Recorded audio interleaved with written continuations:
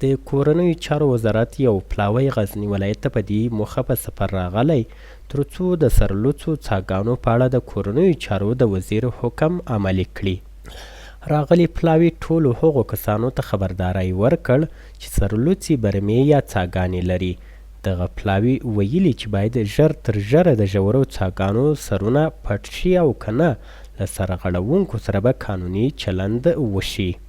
په دې چې مشران خبر شو، خصوصا د داخله چارو وزیر محترم خلیفه سراج الدین حقانی صاحب فوري امر وکړ موږ ته چې تاسو د غزني ساحې ته ولاړ شئ. د یوه هیئت په ترکیب کې چې ما سره د معاونیت اول د معاونیت ارشدو نمایندګان دي او د هیئت په رأس کې زه یم.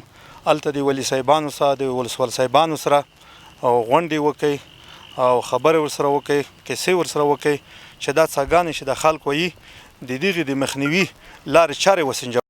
په همدې حال کې د غزني ولایت اوسیدونکي د کورنیو چارو وزارت له دې اقدامه هرکلی کوي او وایي چې خلک باید د ژورو څاګانو سرونه ژر پټ کړي تر څو د تیر په څیر پیښې بیا تکرار نشي.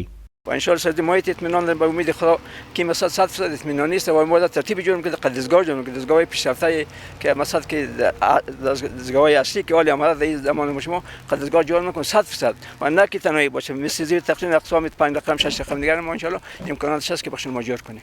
ولا نو دا خو د ضروري خبره ده چې باید جریمه مې هر څو سره وسی ځکه چې دا خو د انسان د مرګ د ژوند خبره ده ویني نو ضرور ده چې باید د توجه وسی او پام وسی که دې ته پام ونه شي نو خدای نخسته دغسې خلک له بینه پکې ولاړ شي نو یو ماشوم تر ډېر دنیا زیات ارزښت لري زما په نظر.